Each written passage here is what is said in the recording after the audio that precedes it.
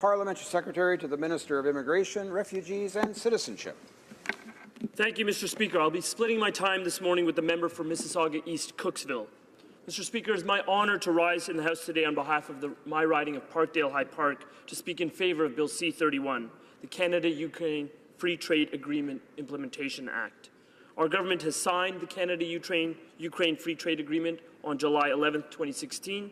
It is now time to ratify that agreement here in the House of Commons. This deal represents an important milestone in the Canada-Ukraine bilateral relationship. The Canada-Ukraine Free Trade Agreement is sound economic policy that will meet the needs of businesses, industry, and consumers in both Canada and Ukraine. It will also continue to strengthen Canada's relationship with Ukraine by fostering important cultural ties and social growth between our two countries.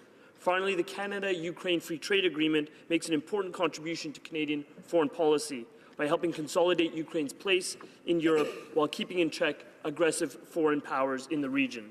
I want to begin today by outlining the Canada-Ukraine Free Trade Agreement's economic benefits. Not only does this agreement, Mr. Speaker, serve as an opportunity to export Canadian goods abroad, but Canadians across the country will benefit from a diverse range of Ukrainian goods that will come into Canada. This translates to dynamic business opportunities in both countries and means that Canadian consumers from Ukrainian and non-Ukrainian backgrounds alike will have easy, affordable access to the products that they demand. Our industries will benefit from tariff-free iron, steel, and minerals.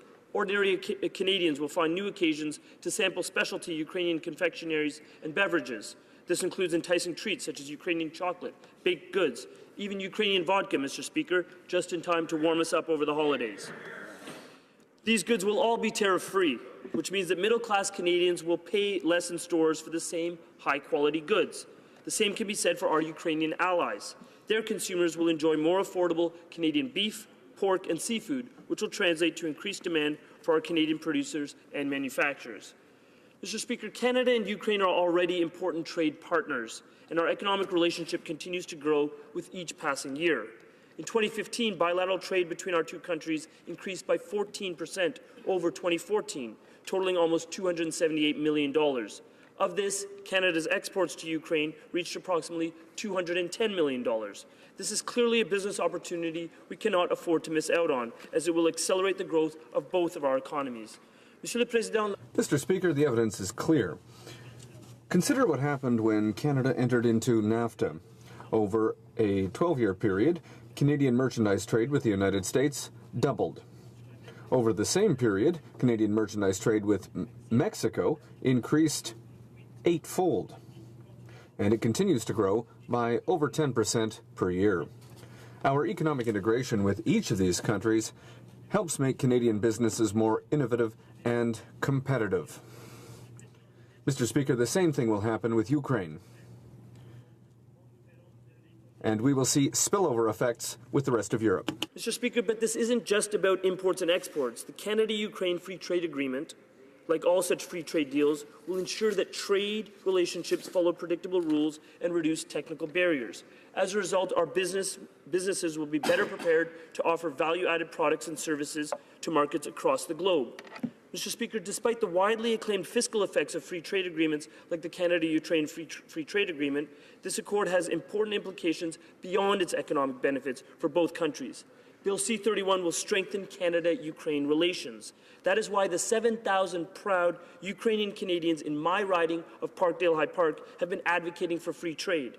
That is why leaders like Paul Grod, Renata Roman, Mark Schweck, and Taras Bari of the Ukrainian-Canadian Congress have been working so hard to see the finalization of this agreement.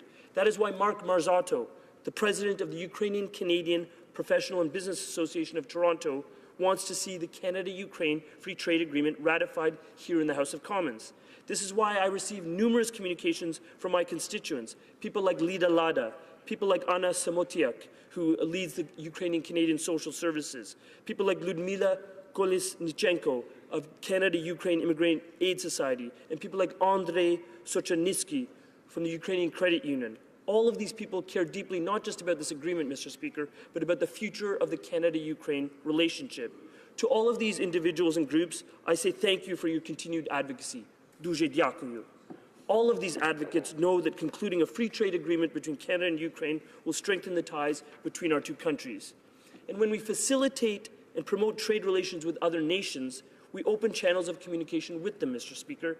We create opportunities for dialogue and growth and mutual understanding.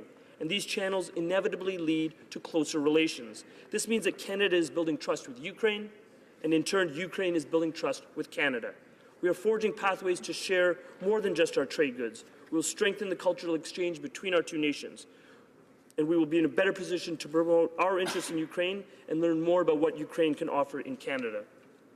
Mr. Speaker, we've heard many people today speaking in debate on this issue.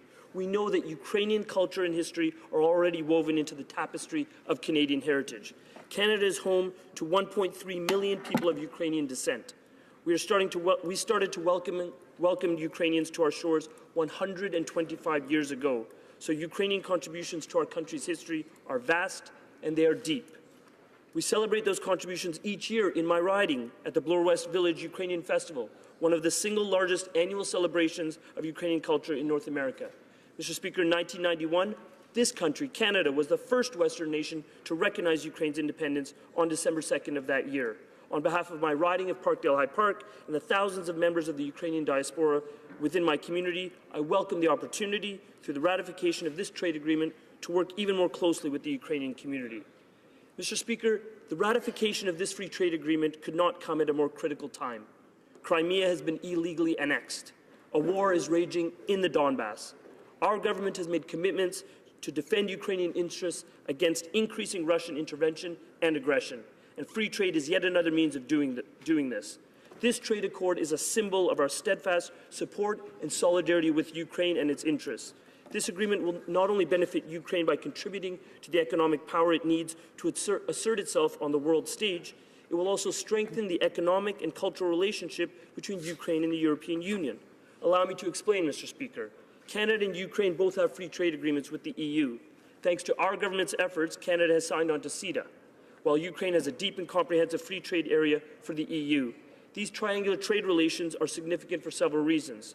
First, triangular trade means that Ukraine can enter trade markets worth roughly $500 billion. By entering into agreements with both Canada and the EU, Ukraine is opening itself up for investment. This investment means growth for Ukraine as well as for Canada. The Canada-Ukraine Free Trade Agreement has been cited as a means of reducing unemployment in Ukraine and helping to strengthen the overall economy. Currently, Russia has an economic blockade on Ukraine, so free trade with Canada is an opportunity for Ukraine to diversify its markets. It is also an opportunity for Canada to fill the void in the Ukrainian market left by Russian sanctions against Ukraine. Thus, through the Canada-Ukraine Free Trade Agreement, Ukraine will be in a better position to stand strong against Russian economic influence and to take control of its own priorities on its own terms. Mr. Speaker, you will recall, and members of this House will recall, that the assertion of economic sovereignty and moving toward Europe and the West was the very genesis of the original Orange Revolution in Ukraine against Russian influence. This free trade agreement will make the liberalization of Ukraine's economy more viable and facilitate Ukrainian self-determination and autonomy. Canada's involvement in this agreement will help ensure that the number and quality of Ukrainian exports will improve in order to match the EU's and Canada's quality and safety standards. Thus, it strengthens incentives for Ukraine to move away from Soviet-influenced standards from which it has been burdened for so long.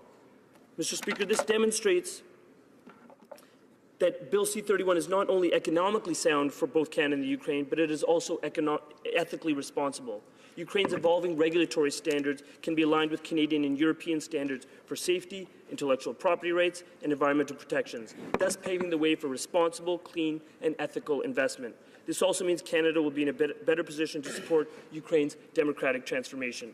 Mr. Speaker, I want to conclude simply by re-emphasizing how important the Canada-Ukraine Free Trade Agreement is for the Ukrainian community in my riding of Parkdale High Park and for the Ukrainian-Canadian diaspora across the country.